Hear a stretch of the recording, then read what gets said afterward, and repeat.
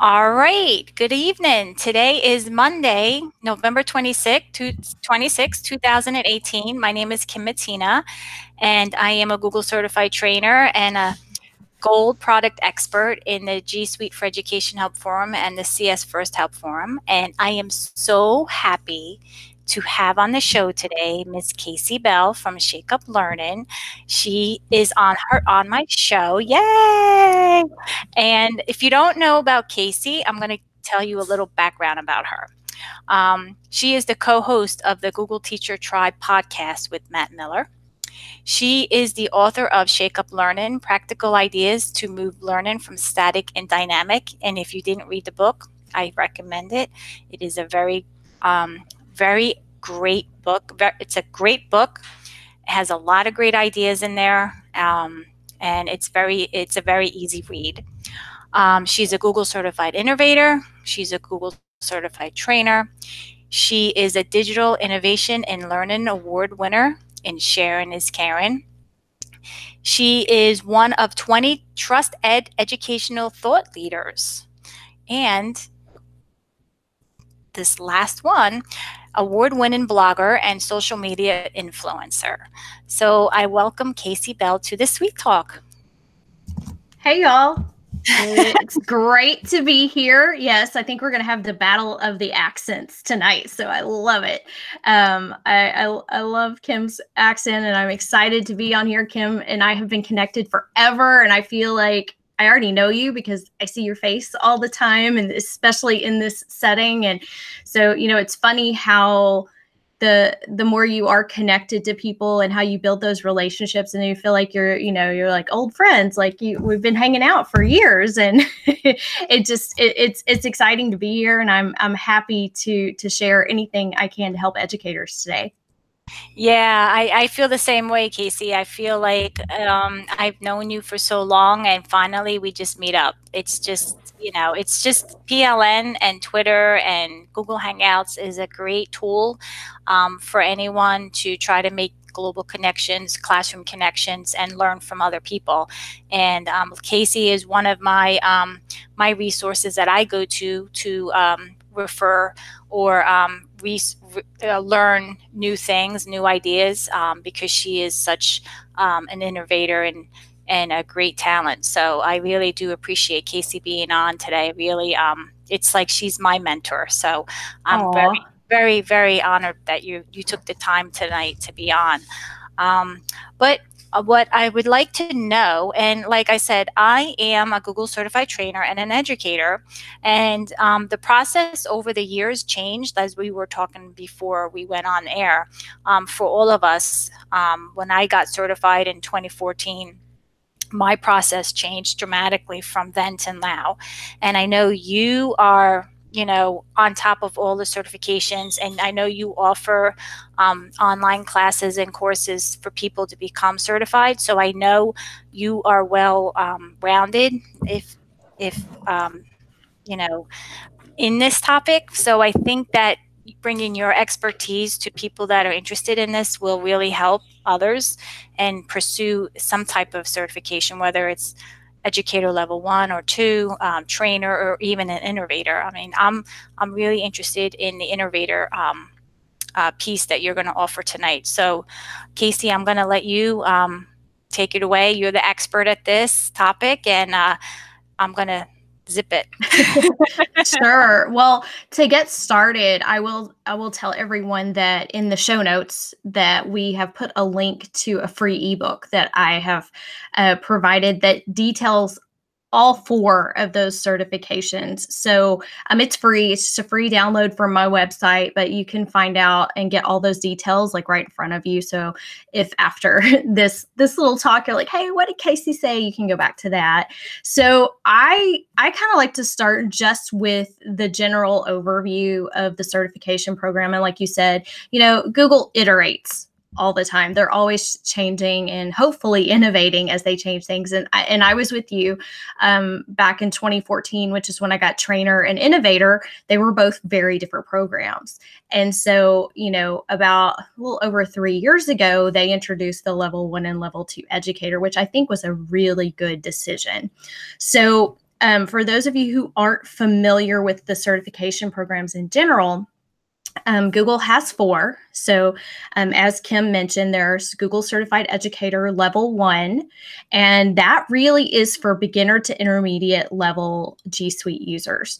And, probably not somebody who just learned how to log in, but somebody who has gone through the steps and learned how to apply those applications in their classroom. And the focus on level 1 and level 2 really is about how to use those meaningfully to improve and increase learning and engagement in your classroom, which I really appreciate, because years and years ago, really the focus was more just on the how-to side of things. So with level 2, I put that one in the intermediate to advanced level. So there are, a lot of different reasons that people may be interested in level 1 and level 2. And I get this question all the time. What's the benefit? Like, what's in it for me? I know I get this badge. I know I get this certificate. And Kim and I were just discussing earlier sort of the benefits. And I can tell you, we probably wouldn't be connected if we hadn't jumped into the certification programs. And not because the program itself connected us, but because we became connected with other Google using educators. And that's probably what sort of sparked us into this whole certification realm. Now, what I always tell people is, number one, you're going to learn more about Google than you ever thought you were going to know, even at level 1. So even when I go back into level 1 and review the content, there's something that I like, oh yeah, I haven't used that in a while. I need to go back and review that. Or, there's something new that has come along, because the moment you think you know Google, it's going to change tomorrow, right? So, yeah. So the, and I tell people my story a lot. And of course, this was back when the program was different. But when I first started pursuing trainer, I kind of went into the boot camp thinking, I'm going to breeze through this. I already know this stuff. And you know what? I was wrong. Totally wrong. I was arrogant, and that's naive, because there's always something new to learn. So number one, I always tell people is that you're going to learn more no matter which certification that you pursue. But also, your classroom is going to change. You're going to become more confident using those tools. You're going to come up with new ideas. You're going to learn new ideas from the training. And it's really going to force you, I think. It's kind of what it does with teachers who are just still kind of holding back. It kind of pushes you into that next level. And so for level 1 to become certified, you take what they call just the level 1 exam. It's $10. Whopping $10, y'all. And it's timed. So it's 180 minutes. You have a mixture of multiple choice and matching and what they call the performance-based scenario questions. And so those performance-based scenario questions, you are inside a G Suite domain, logged in to Google, and you have to do stuff. You got to create stuff, share stuff, move stuff, email stuff, do all kinds of stuff. And it really is an authentic learning experience, because it's testing whether you know how to do these things. So, and of course I get asked all the time, well, can I open other tabs and look up stuff? Yeah, you can, because that's a googly thing to do, right? Is to look up answers, because that's the 21st century, right? But guess what? It's a timed exam. And if you try to Google all the answers, you're never going to make it through, because the number one reason that people fail that exam is that they didn't finish. They ran out of time. Yeah. So that's level 1, and level 1 really covers a lot of the core suite, doc slides, sheets, forms, classroom, groups, and just kind of hits those. And a few of the lesser known tools, I find too that there's a lot of teachers that don't use sheets. And it's just because they don't use it every day that particular part of the exam tends to be more difficult. So there's things like that. I also have, and I guess I need to add this to the notes, because as I'm talking, I'll think of new things to add. But I have created a capacity matrix for level 1 and level 2 that details all of the skills and applications that you need to know, like down to the nitty gritty. So I'll be sure and go back and add that to the show notes for you. But with level 2, it goes deeper into core. So you're going to go into things like add-ons and all of the more advanced features inside things like docs, sheets, and slides. And then you're going to hit a wider range of tools. There's going to be some stuff in there that you've never used.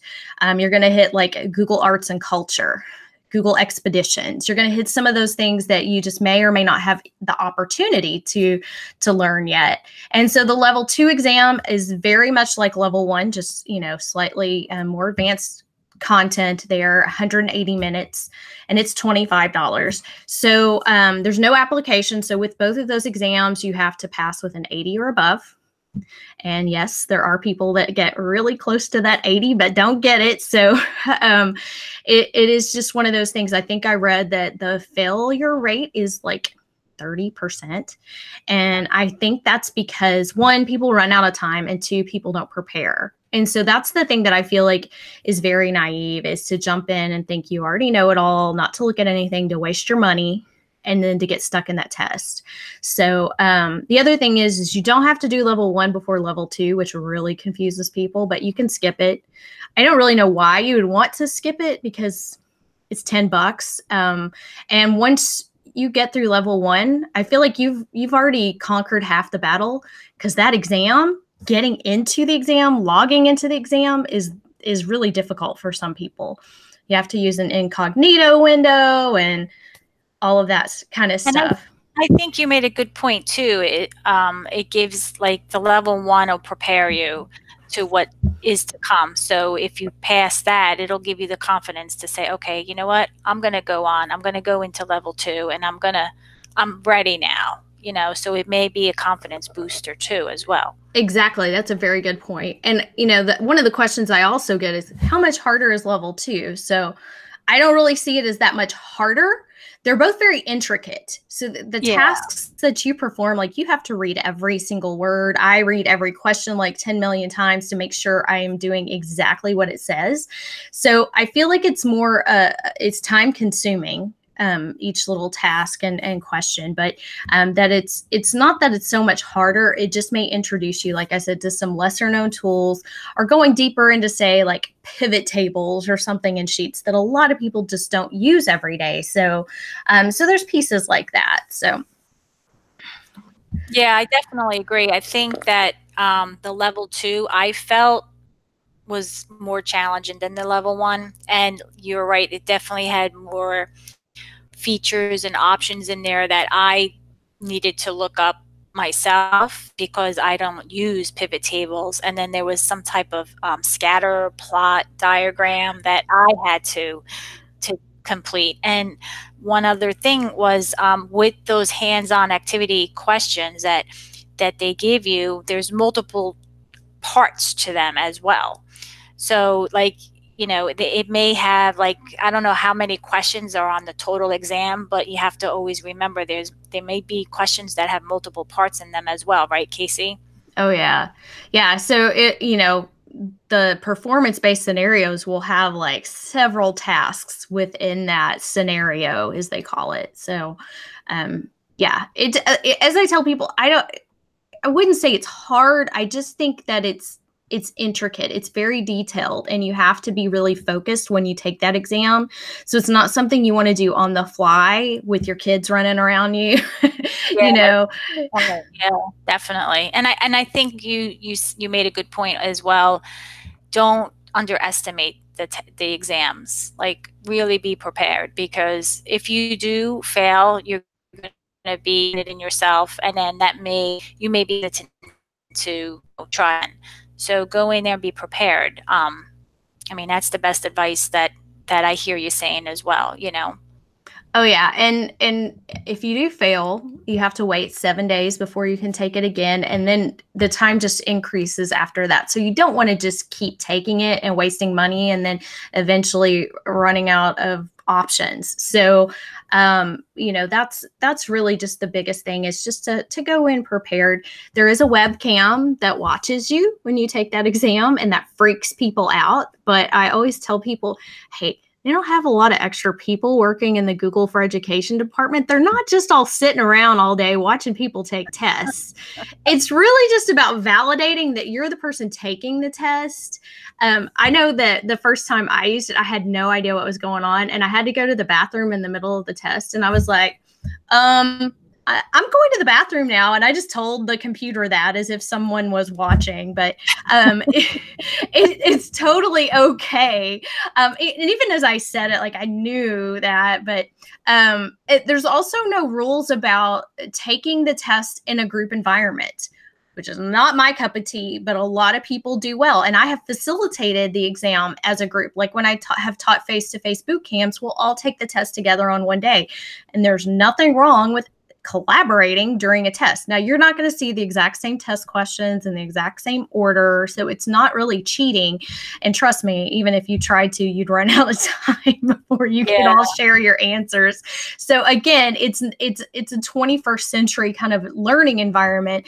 And if you work well with, your teacher buddy sitting next to you and you can help refresh each other's memories, that's great. Because guess what? You can do that in the classroom too. That's a real world thing. And so, that's what I always tell people. I'm like, don't worry about that. The webcam's there, just making sure you're the one taking the test. There's a timer on that page too. And for some people who have a lot of test anxiety, that can really, I think, sort of mess them up. But, there's just a lot of little things that can that sort of keep people from feeling confident during that exam. So I think, again, it's all about being prepared. Yeah, so what happens when, okay, so, I'm a teacher, I'm interested in taking the exam, level 1. What's the process of signing up? Like, where do I go? How do I get the information to sign into this test domain? So the first place that I tell people who are interested in learning more about it is to go to the Google for Education Teacher Center. And they have an entire section dedicated to certification. And that's where you'll find the link to not only the online training and resources that they offer to support level 1 and level 2, but also the link to register and pay for that exam. So you'll see the exam details, and it's like this web assessor thing, and you go in and you have to fill out all of your information, sign it in blood, and no, just kidding. Yeah. But it's pretty easy to find once you get in there. So I have been teaching the boot camps for a long time, and I taught them face to face for a couple of years. And it wore me out. I will tell you. I don't know if you've ever done it, but it's so much information to cram into like usually 2 days. And I mean, like I'm talking nonstop. I can't drink enough water. I can't fit it all in. And so I just decided, I was like, you know what? There is a better way to do this, because everybody who attends those will walk in with a different skill set, right? It's just like our classroom. So I've got teachers who barely know how to log into their Google account, and teachers who could stand up in the front of the room and teach what I'm teaching. So how do I teach all of those people in the same group? How do I differentiate? And it was too hard. It was just too much information, and not knowing, too, because my groups were from multiple school districts. I had no idea who they were till they got there that day. It's like, you know what? I'm putting this online. I'm going to start teaching this online in a different format so that it's self-paced. And so the people who already have some skills can skip the things they already know, and the people who need to rewatch videos over and over again.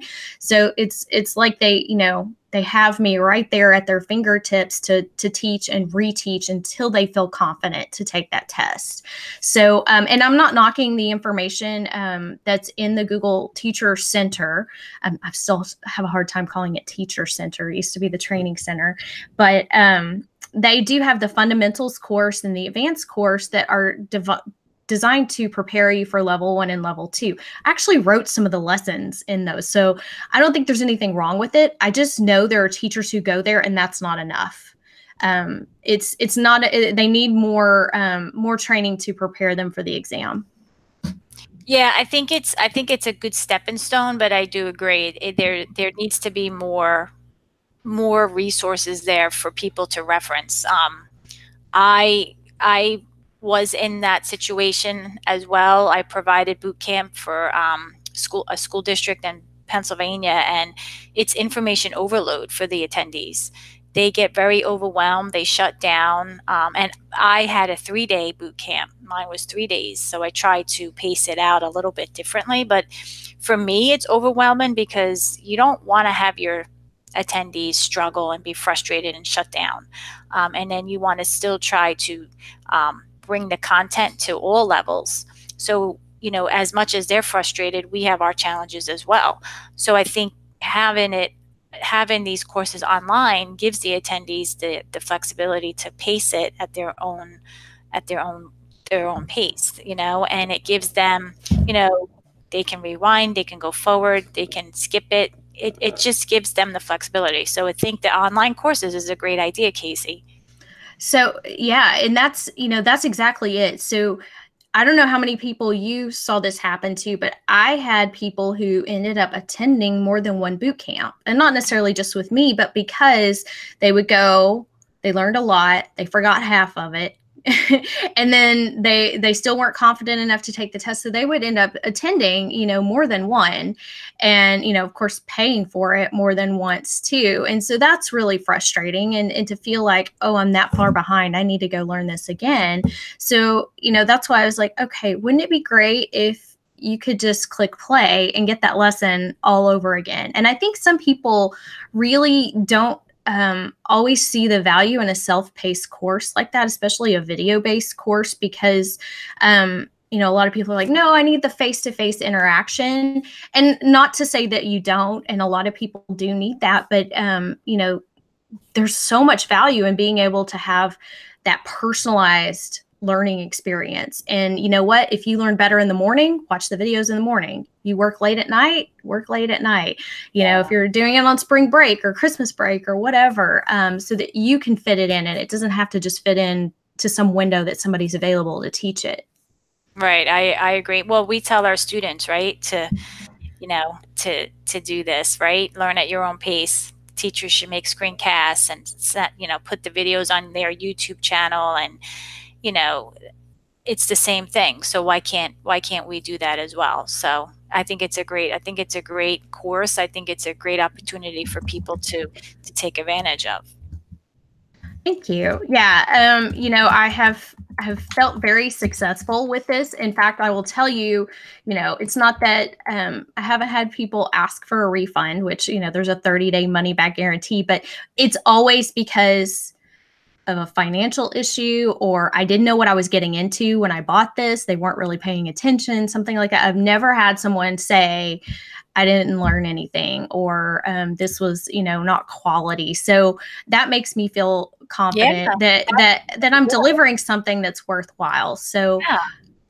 there's several hours of Kasey in there. We'll just put it that way. So, you know, and it's not just me on the screen, y'all. It's mostly screencasting. So I'm showing you where to click, and you know, the other thing too, and like I said, I did write some of the lessons in the teacher center, but the organization of it is not how I teach. And every teacher teaches, you know, things. It's kind of like when you try to do somebody else's sub plans, you're like, what? I wouldn't do it in this order. So I teach things by app. So I break it down by the application, because the teacher center will group multiple apps within a lesson. And that's hard if you're a beginner. So, you know, if you don't already know anything about forms or sheets, and we're already taking form sheets and plugging in a doc add-on and something else, you're going to be totally lost. So that's kind of how I build. And I've taught Google for so long now. I even developed my own framework for professional development, just the order of things that work for me. I always start with Chrome. That is the foundation for everything. And so Chrome is like the first lesson. So that's the other thing. And you're not alone when you're in the course either. So if you're in the teacher center, there's no way to connect with other people who are going through the same thing. So I feel like that's also a big missing piece of that pie. Unless you're, you know, if you're collaborating with your school member or your other teachers, that's great. But if you're going it on your own, it can be pretty pretty daunting. Yeah, you're on your own, basically. Yeah. Yep. Well, that's a good point too. So what else can you offer to the viewers about level 1 and level 2? So, and I keep thinking of other things. I'm going to add another link into the show notes for you as well, because I have a free download called How to Pass the Google Certified Educator exams. And it's all of the tips from how to register for the exam. And I know that sounds like really, Kasey, like I don't know how to, y'all, it's confusing. I don't know why they made it so confusing, but it's confusing to register. It's easy to miss the emails that are really important and the login credentials and things like the fact that you have to register at least 24 to 48 hours before you actually want to take the test. And I can't tell you how many people will send me a help email or tweet or whatever because they took the day off from school to take the exam, but they didn't register until that day. So, there's just a lot of little things that I feel like people need to know. And so that's all in that how to pass the Google Certified Educator exams. Yeah, that's a good point too, because you have to sign up, pay for it, like you said, a day or two before you actually want to take the exam. And then after you get your credentials, don't you have like 7 days to take it? Yes. It's really kind of hairy how they put it all together. I get why they do that and the way that the testing system is set up. But the other piece of the pie is like we mentioned earlier, the testing system itself. Like if you don't already know what incognito is when we're talking about that, you're not going to even know how to take this exam. Yeah. And that can throw some people off too. Yeah. And then now what happens, like, doesn't the test, like when you sign up, doesn't the test check your computer to make sure it has all of the requirements needed to run the test? Yes. And you are supposed to have a webcam, and people kind of like freak out of whether their computer meets the requirements. I'm almost certain that I have seen it taken on a machine that didn't even have an operational webcam. I'm not like telling everybody to do that, but don't let that hold you back. Don't feel like, get a good internet connection though. That's not something to take a risk on. If you have sketchy connection at home or something like that, go take it at school or somewhere where a friend has a good internet connection, because there are people who have had lost connection to the tests and it just marks it invalid. And you can reach out to Google and most likely they're going to give you a voucher to take it again and recognize that. But it's really frustrating and it's really hard to get in touch with Google. It's not like a little help button. They make it really hard to find them. So yeah, I see a lot of people in the forum post questions about support about the test because, they didn't get their user account information or something like that, technical difficulties with the connection, something along those lines, anything like that happens, they're posting in the help forum because there's no other resources available at that time. So that's a good point to bring up as well. Make sure you have at least a good internet connection. Yeah. And that's something I can't even offer that. I can't just sit around all day and offer tech support. I feel bad and I wish I could. I try to help as many people as I can. But yeah, no. But, I might be on a plane. I might be teaching. There are other things. I can't answer those in the middle of a test, but I try to prepare everybody for that moment. So yeah, that's good. You can only do the best you can. That's it. I know. I try. Well, moving on down the line, I guess, into trainer, if people are interested in becoming a Google certified trainer, I think you and I both went through the old system originally where we had to take the 5 exams, right?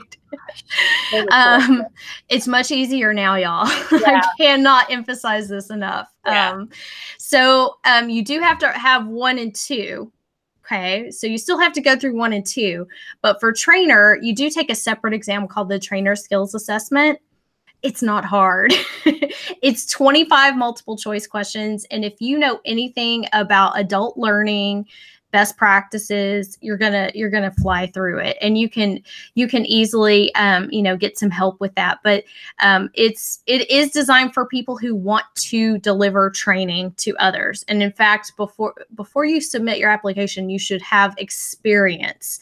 I think that was my biggest sort of thing that I didn't understand when I applied to trainer the first time. I wasn't accepted, and that's because I wasn't actually training on Google yet. I had been a trainer for a few years, but the training that I submitted wasn't Google focused. And, I was like, oh my God, I'm not going to make it up. So, I went back and I thought I needed that stamp of approval from Google before I started doing the Google training. And that's not right. Get out there, whether that's, talking to your principal and saying, hey, can I offer some after school or lunch and learn or something? Sending in proposals to your local and regional conferences, and just getting out there so that you get that experience, because you do have to submit your last 5 formal training sessions, and you have to have session materials, feedback from your participants. You got to have a lot of good information. So I think that's one of the things that people don't always understand, kind of like I did. Like I was like, oh, I want that, but I kind of wanted to have my little badge before I submitted those proposals, and that's not exactly how it works. Yeah, I was actually in the same position as you. At the time, I was a tech integration coach, giving PD to staff at my school. And at the time, I took the 5 exams, and I had to submit some type of data that showed growth for the teachers. And then I had to submit a video. Do they still have to submit a video? Mm-hmm. Okay. To teach them how to do a skill, like in a minute or 2, right? Yeah, it's a little bit different now, but they do still have to teach a skill. And I submitted everything in, and I didn't get accepted either my first time. And it was because of the data that I submitted. It wasn't all, lined up to what they wanted and what they expected it to be. So I had to wait. I had to build up my portfolio and get all this information again and submit it in to the next round. And then that's when I was finally accepted. So the training process definitely is a lot better now, I think, than when we did it. But still, you have to make sure that you have all of your trainings, everything that you've done, have it documented, have your resources documented with that session as well, right, Kasey? So that when you submit your application, you have it all organized and you don't have to go scramble for anything. Yeah, and that's why I think it's important to start thinking about this now. Like, it's good to get in there. It's good to go ahead and get level 1 and level 2 under your belt if you don't have those, and to do the trainer skills. By the way, you can take those 3 exams in any order that you want. You just need all 3 when you submit. So some people may have started out, skipped level 1, so they got to go back and do level 1. But, that's the easy part. And once you take those, so level 1 and level 2, I think we forgot to mention, are good for 3 years. The trainer skills assessment, I believe, is good still for 1 year. 1 year, every year. Yeah, to your application. But once you're certified, it's a little bit different. So the application that you submit, like we said, you have to submit examples of your training materials. You've got to have sort of this, it's not a formal resume, but you're basically putting a resume of what you're doing in there in that video. And so that video is 3 minutes. The first minute is you. Usually I recommend you on a camera, explaining, why you love Google, what makes you googly and enthusiastic about using Google products in your school. And then you're going to demonstrate a 2-minute tutorial. They do prefer screencasts of something innovative in your classroom.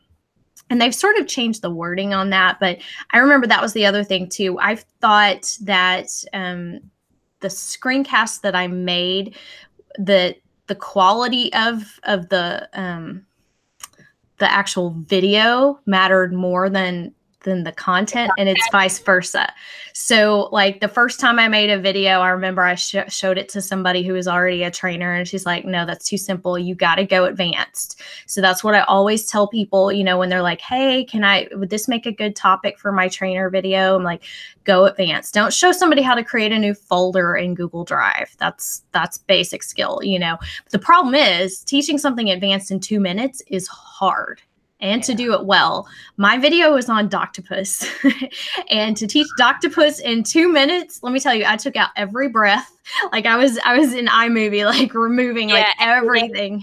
Editing all your little pauses. Yeah. And you have to be pretty clever. It's almost like a cooking show, you know, like you got to have some things already baked, you know, when you're designing the video, because if you try to do it all live, it's going to take much more than 2 minutes. So that's sort of the secret sauce right there, to getting it created. And then, you know, once you have all of those things and you can submit your application, then you wait. Because they still may not take you, even though you feel like you've checked all the boxes. And it can take, they evaluate them on a rolling basis. And I tell people this all the time. So once you start that application online, Google will start sending you reminders. Hey, it's due, it's due. Okay, you can click submit on any day. When they say you only have 2 weeks left, that's to get into the next rolling window of evaluations. So don't feel like that date is like a real due date. You pick your due date. So if you're not ready, don't click submit yet. I wish they kind of changed the way they worded that, because I think it's misleading. You know, you used to have windows. That was the other thing too. When you applied, you could only apply during certain windows, and you had to perfectly align everything. And that's all changed, which is a good thing. Well, that's a good thing, because sometimes you took your exams, but you're not ready with all of your other resources. So you can kind of, like you said, you can kind of push it back to when you're ready. So that's actually that's the user's advantage. And I think that's why too, with the changes to the program, I think they have let a more higher percentage, I guess I should say, of people into the program than I think what they used to. It was, I think they've sort of opened the doors a little bit, so that the trainer program, it's still very select. You know, there's definitely, we're definitely building here. So there's more level 1 certified than anybody. And I don't have the number. Google hasn't released that in a while. You know, fewer that have level 2, and then much, much fewer that have trainer. So now when you become, like, I know this, but for the people watching, the trainer status, so why don't you tell them how they have to maintain their trainer status? Obviously, they have to be recertified at the end of the year. And what else do they have to do to keep their status? And yeah. So the requirements by Google are that you submit your 12 trainings per year. And I'm really bad about that. I wait until this time of year and I put all of mine in, which takes me like a whole day. I've got to stop doing that. So you got to put all those trainings in. So you do have to report that minimum of 12. And then you also have to share a resource with the group, and they have a special database that all of the trainers share, which is one of the reasons to become a trainer, because you get access to all of these other trainers' presentations and all of their cheat sheets and everything that you can actually use. I always tell people, modify and use, don't just copy people, but that's the idea. And then you have to take what they call a product update exam, which is usually a Google form quiz that they send out at the end of the year. And if you've been paying attention to what's going on with Google, you'll ace it.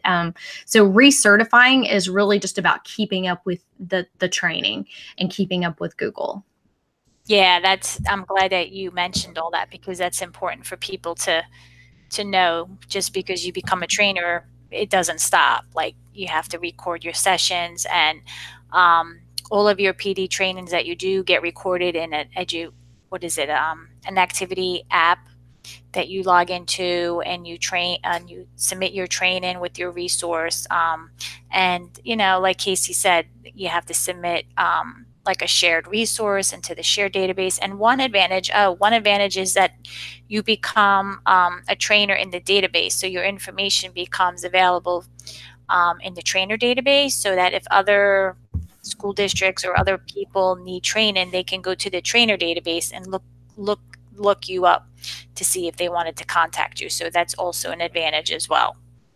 Oh yeah, there are a lot of big advantages to pursuing trainer, and a lot for a lot of people it could mean a career change.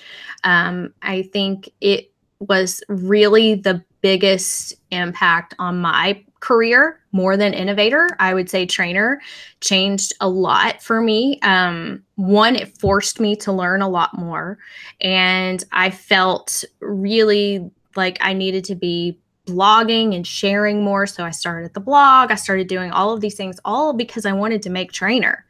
And it was really important to me. And it opened doors. You know, you can make extra money. You can get a whole new job if you're good at what you do.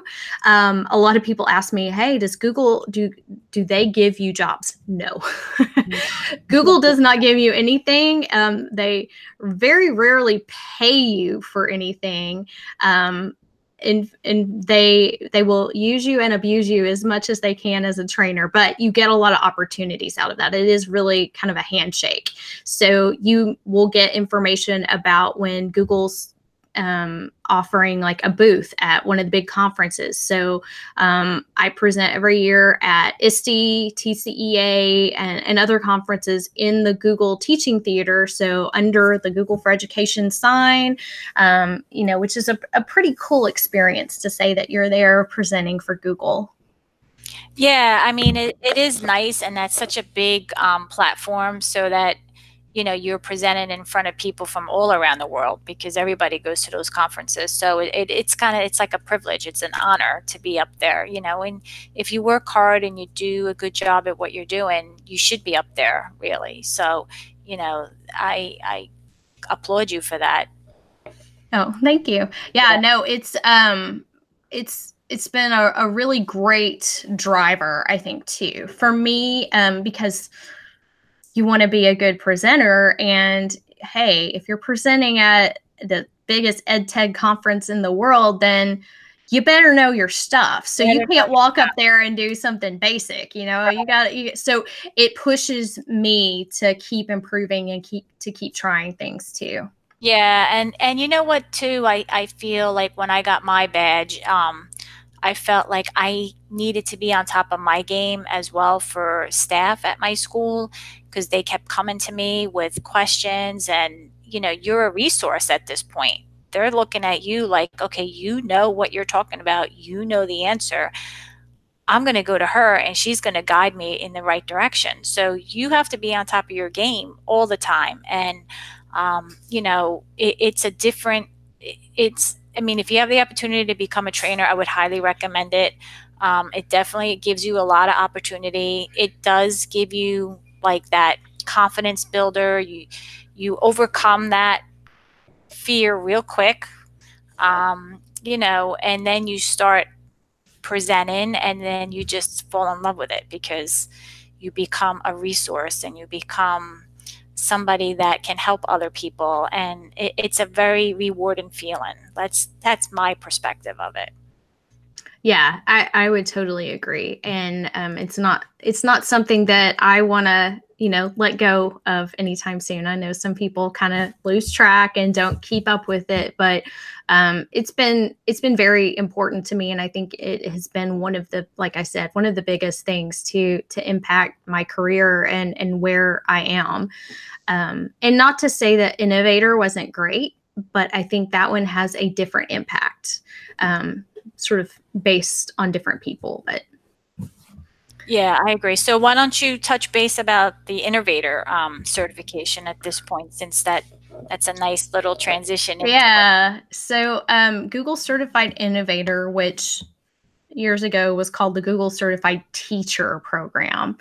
So if you're still hearing teacher, every once in a while that one still kind of creeps in, but that one they describe as for creative thought leaders who are passionate about using innovative technologies. They're ambassadors for change in their school, and they're always, you know, empowering educators and students. So they are looking for people who are out there doing big things.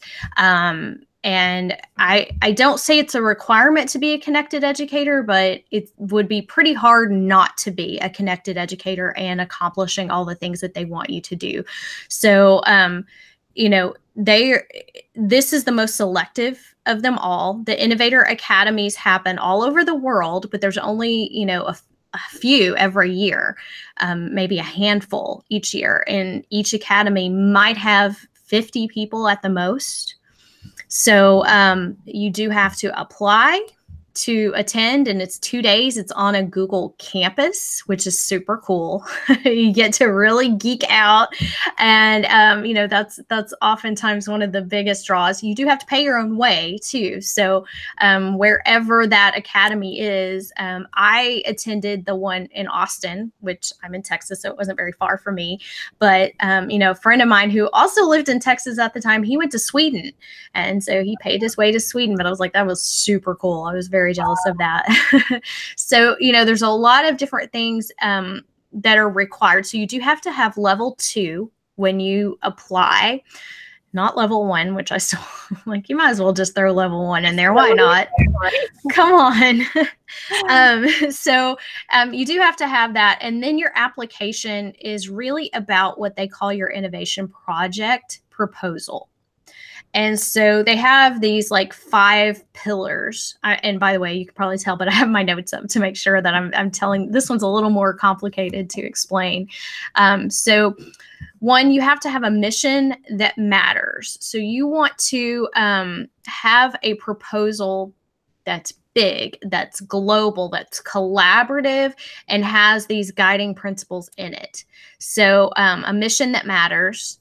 Think big, but start small, right? No matter where you are, you know, there's a tiny step for every process. Iterate and fail fast. So they're not looking for perfection, but they want someone who's trying to continually innovate in their school. Somebody who shares everything. You encourage discussion, collaboration, and the exchange of ideas. You spark with imagination, and you fuel with data. So data has a big piece in this too, and it should. I mean, the world we live in is data driven these days. So, you know, you have to come up with some kind of project that can affect big change. And this is very different than when I went through the academy. I was in the very last Google Teacher Academy in Austin, and our projects were a little bit different. They had a completely different framework back then, and it wasn't near as detailed. I think it's actually much better now than what it was back then. So they have improved it. But you know, there's a lot of different things. So what I recommend to people is that you go watch some videos of accepted proposals, and I actually have a playlist on my YouTube channel of some of those, and you can go watch and see who got in, what they submitted. I feel like when I submitted, it was much more of a dog and pony show, like to do some kind of really creative video. So my video was like an infomercial. I don't know if you ever saw mine.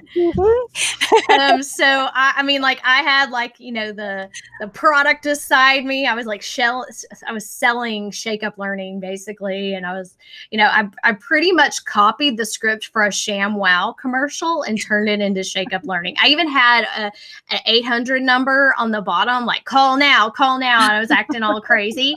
I think it's still on YouTube unless it's been taken down. But check it out now. yeah.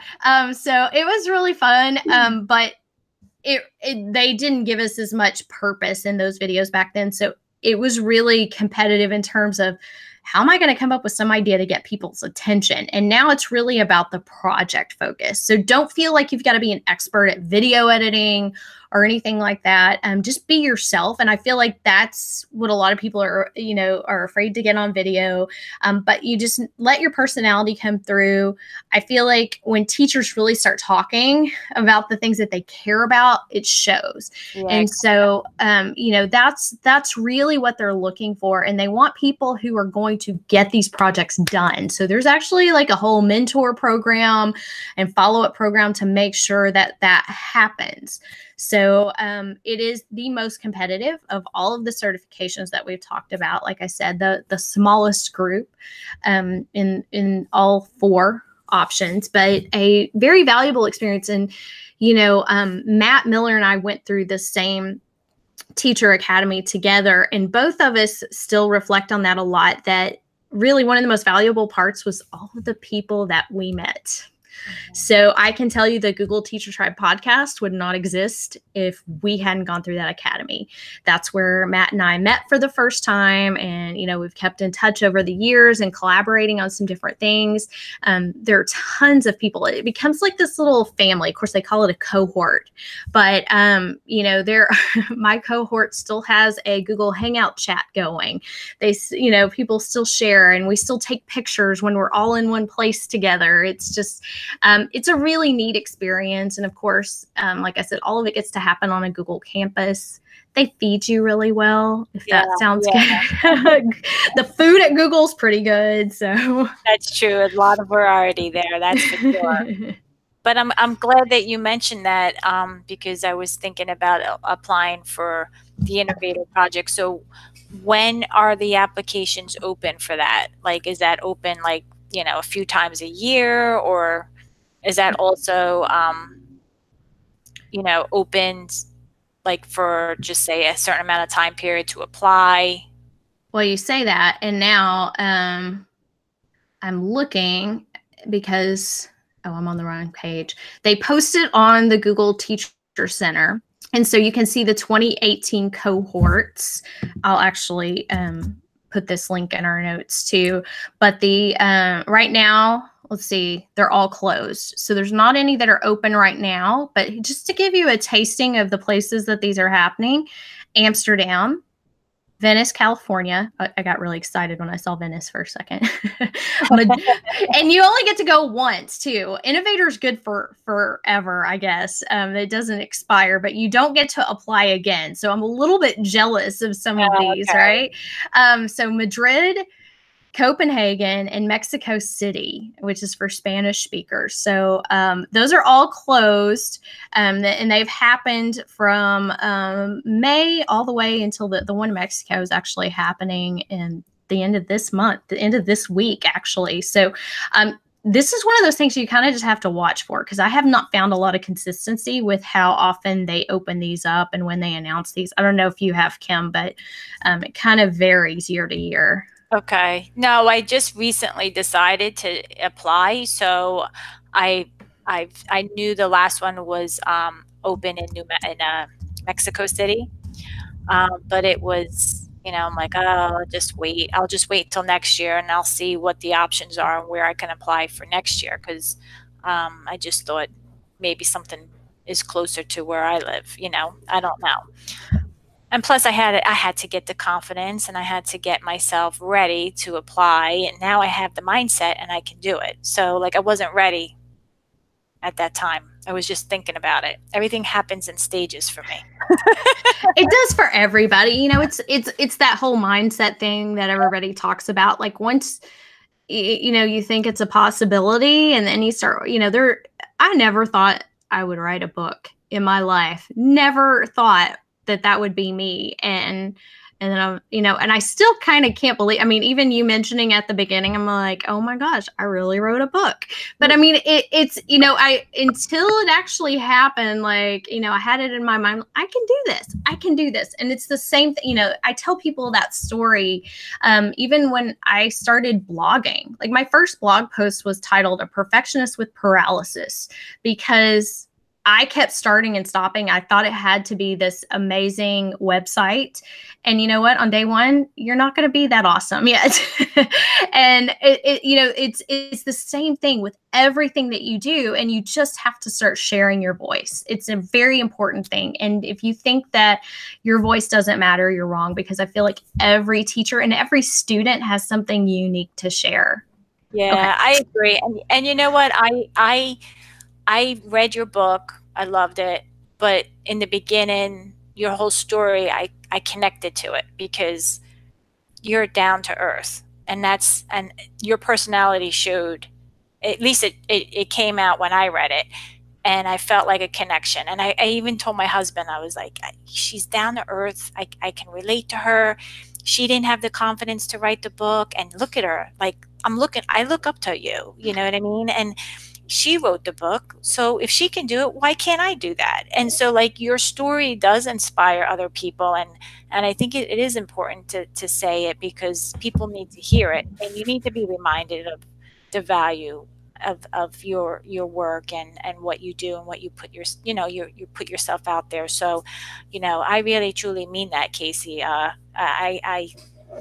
I really do relate to you in some form or another, because I just felt that connection when I read the book. It was real life. Like I felt like there was no phoniness there, and that's what I appreciated You're about gonna it. make me cry. I'm being honest. You're so sweet. I don't mean to make you cry, but No. that was my favorite part. So thank you. I appreciate that so much. And I think that's what's hard as a teacher. I teach teachers now. I'm not teaching middle schoolers anymore, but we have such a thankless job. And so these moments mean the world to me, because today was a hard Monday for me and I needed to know that it mattered, And so, good grief, Kasey, I didn't know I was going to get emotional, but that's what's so hard. And of course our students in our classrooms don't know how to thank us sometimes. And it's a really hard job. And so that's why, I just feel like if there's anything I can do to help a teacher, that's now my number one job. And hopefully by helping teachers, of course, that I'm helping other students. But that means the world to me that you, and you know what, I can already predict you're going to get into Innovator. I just don't know which one yet.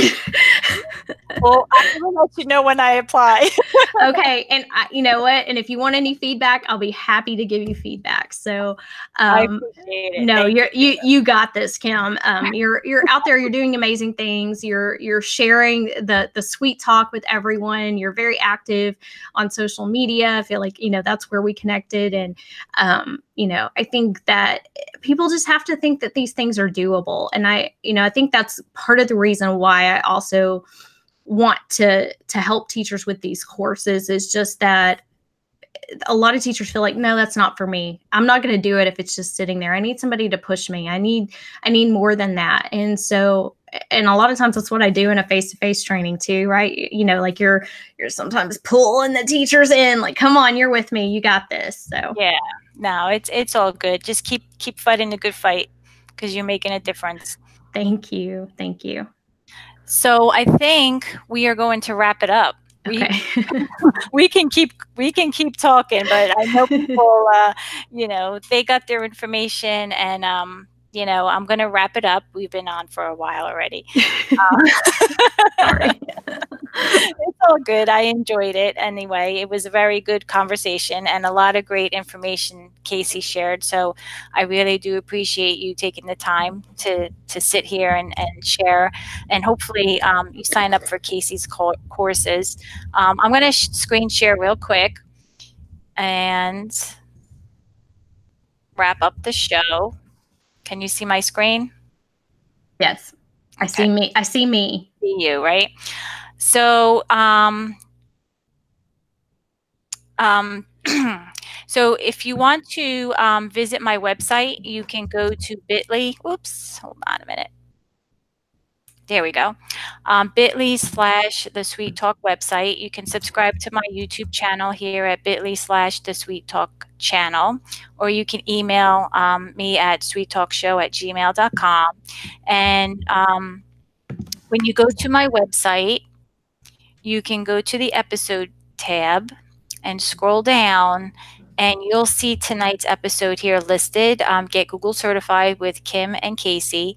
The YouTube link is here, and the show notes is here, the link for the show notes. So if you click on the show notes, this is going to bring up all of the information that Kasey was mentioning about the free book, the course information, all of the different things that she's adding here will be available for you as well. If you'd like to be a guest on my show, you can click on the guest tab, fill out this Google form, and I will get back to you as soon as I can. And one other thing before I let you go is my Sweet Talk is on Podbean. So I do have this available as a podcast as well on Podbean and Google Play Music.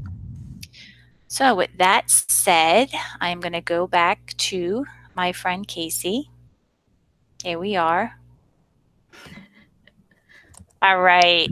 Well, again, Kasey, thank you for being on. It was such a pleasure having you on. You're so easy to talk to. So we'll have to do this again. Definitely. We're going to have to do it again. But you have a very Merry Christmas, Happy Holidays, Happy and Healthy New Year to you and your family. And enjoy the rest of your 2018. And big things coming for both of us in 2019, hopefully. That's right. That's right. Thank you so much, Kim. And if anybody needs anything from me, they can reach me at shakeuplearning.com. And all the course information is at getgooglecertified.com. So That's great. you. Merry Christmas, y'all. Thank you. Bye. Bye.